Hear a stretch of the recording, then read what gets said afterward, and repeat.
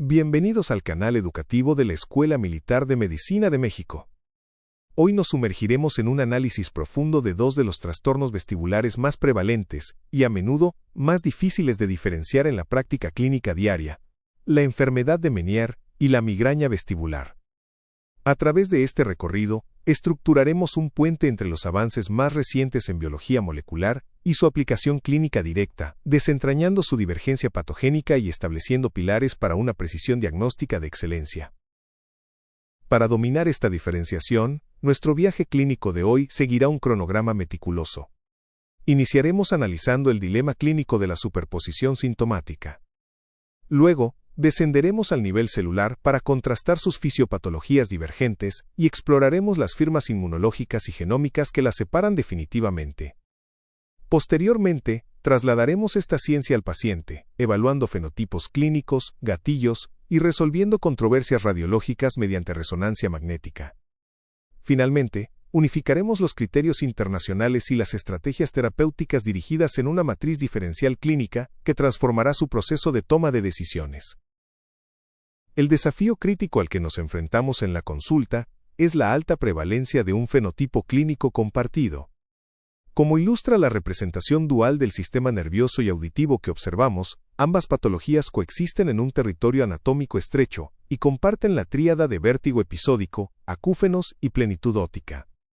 Históricamente, la falta de protocolos estandarizados con biomarcadores séricos o de imagen nos ha obligado a depender de clústeres sintomáticos subjetivos. Sin embargo, la medicina contemporánea nos exige superar este sesgo clínico integrando herramientas multiómicas y de neuroimagen avanzada para un diagnóstico diferencial temprano y preciso. Al analizar el microambiente del oído interno, observamos en pantalla la intrincada red celular de la estría vascular y la dinámica de los fluidos laberínticos. En la enfermedad de Meniere, la hidropesía endolinfática no es un simple hallazgo, es el sello patológico primario y un prerequisito para las crisis. La evidencia actual demuestra una dinámica volumétrica clara. La hidropesía progresa desde la cóclea hacia el vestíbulo, impactando severamente el sáculo. A nivel celular, la disfunción de la estría vascular altera la homeostasis iónica, induciendo una retención endolinfática de sodio. Esto genera un aumento en la presión osmótica y una hipoxia microcirculatoria que reduce dramáticamente la eficiencia metabólica de las células ciliadas, culminando en la sintomatología clásica. Por otro lado, la patogenia de la migraña vestibular radica en la excitabilidad del sistema nervioso central. Al observar la sinapsis neuronal ilustrada, conceptualizamos el defecto intermitente en los canales de potasio corticales. Esta falla desencadena una depresión cortical propagada.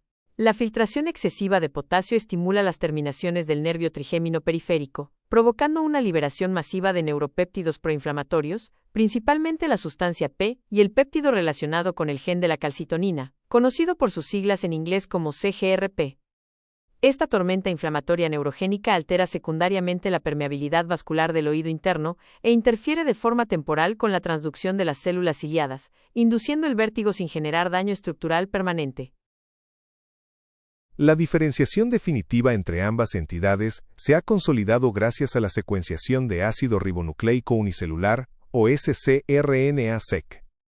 Como se visualiza en la interacción de las células inmunitarias en pantalla, la migraña vestibular comparte un clúster inmunológico con la migraña clásica, caracterizado por un predominio de la respuesta inmune innata tipo 1. Esta vía es impulsada por células natural killer y la liberación de interleucinas 12 y 15 en respuesta a estímulos de iones metálicos. En agudo contraste, la inmunopatología de la enfermedad de Meniere está impulsada por un clúster de monocitos hiperactivos que responden a estímulos bióticos. Esta evidencia unicelular confirma sin lugar a duda que estamos ante dos entidades patológicas estructural y mecánicamente independientes. Esta independencia se corrobora en la arquitectura de nuestro ácido desoxirribonucleico. Al analizar la estructura de doble hélice, la secuenciación del exoma completo ha revelado perfiles genéticos patogénicos exclusivos, sin superposición en los loci de susceptibilidad. Para la enfermedad de Meniere, los genes candidatos incluyen OTOG, LSAMP, PRKCB, y moléculas asociadas a los canales acuosos y la respuesta inmunitaria del antígeno leucocitario humano. En contraste, La susceptibilidad a la migraña vestibular está codificada en genes totalmente distintos, como SCN1A, CA, CNA1A y TRPM7, íntimamente ligados a las canalopatías iónicas. Esta profunda heterogeneidad genética dicta fenotipos clínicos divergentes. Al trasladar esta biología a la clínica, el comportamiento temporal y los gatillos ambientales se convierten en nuestras principales herramientas semiológicas. La duración del vértigo en la enfermedad de Meniere es relativamente rígida, crisis espontáneas e intensas, que oscilan típicamente entre 20 minutos y 12 horas.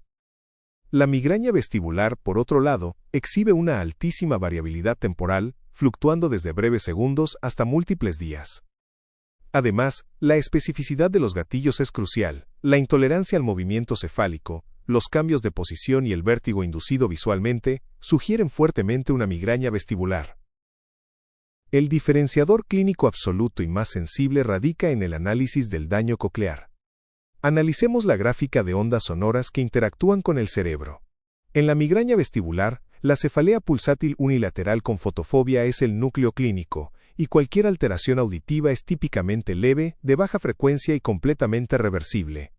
No hay daño coclear estructural. En la enfermedad de Meniere, la patología coclear es devastadora. Se presenta como una hipoacusia neurosensorial de frecuencias bajas, de carácter fluctuante al inicio, pero inexorablemente progresiva y discapacitante.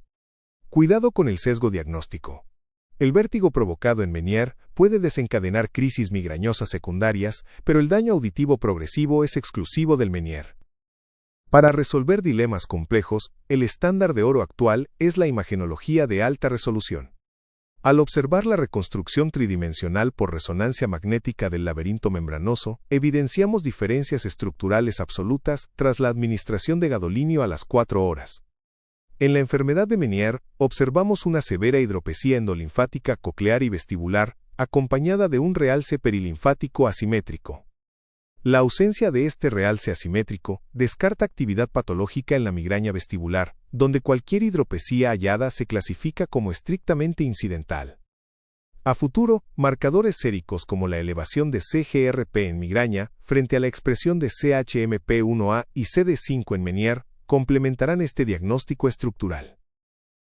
La precisión diagnóstica se estandariza a través de directrices internacionales. La Sociedad de Varani establece que el diagnóstico definitivo de la enfermedad de Meniere requiere la confirmación clínica de al menos 2 episodios de vértigo espontáneo que duren entre 20 minutos y 12 horas. La condición ineludible es la hipoacusia neurosensorial de frecuencias bajas a medias, obligatoriamente documentada por audiometría antes, durante o después del episodio. A esto se suma la presencia de síntomas cocleares fluctuantes como acúfenos o plenitud óptica en el oído afectado. Finalmente, es mandatoria la exclusión de otras patologías mediante neuroimagen para descartar, por ejemplo, fístulas perilinfáticas o schwannomas vestibulares. En contraste, el diagnóstico de la migraña vestibular se rige por el consenso de la Clasificación Internacional de Trastornos de la Cefalea, o ICHD-3. El diagnóstico definitivo exige un mínimo de 5 episodios de síntomas vestibulares de intensidad moderada a severa. Como representa la superposición del reloj sobre la red neuronal, la ventana temporal patológica es marcadamente flexible, permitiendo episodios que van desde los 5 minutos hasta las 72 horas. Debe existir un antecedente médico actual o histórico de migraña, con o sin aura. La regla de oro es la asociación temporal estricta. Al menos el 50% de las crisis vestibulares deben presentar sintomatología migrañosa concurrente, como fotofobia o fonofobia.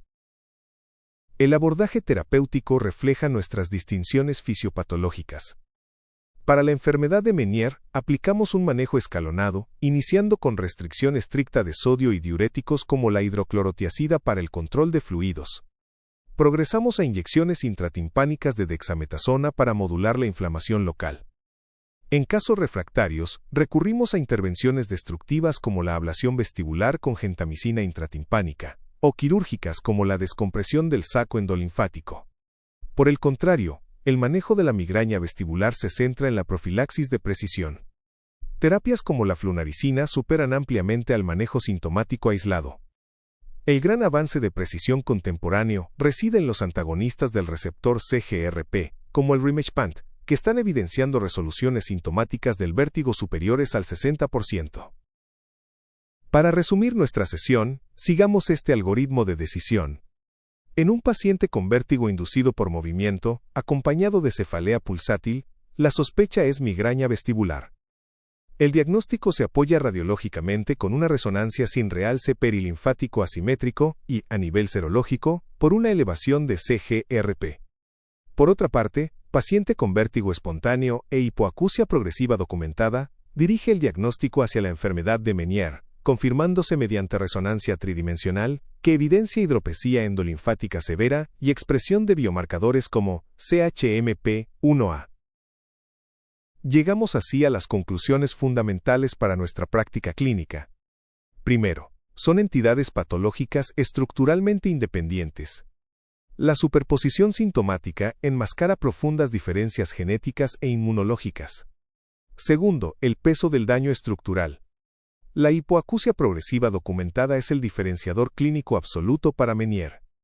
Tercero, estamos viviendo una revolución radiológica donde la resonancia de alta resolución ha transformado a la hidropesía endolinfática de un constructo teórico post-mortem a un marcador vivo in vivo.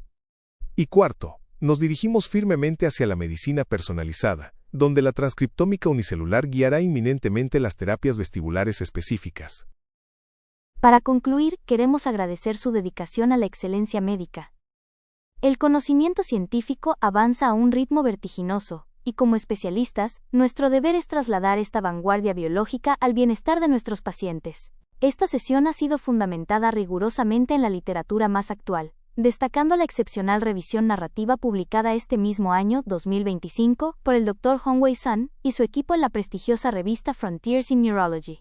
Como concluyen sus autores, el futuro exige integrar las características clínicas, los hallazgos de imagen y los biomarcadores moleculares mediante inteligencia artificial, para erradicar los cuellos de botella diagnósticos y ofrecer por fin una medicina vestibular verdaderamente personalizada. Muchas gracias y mucho éxito en su práctica clínica.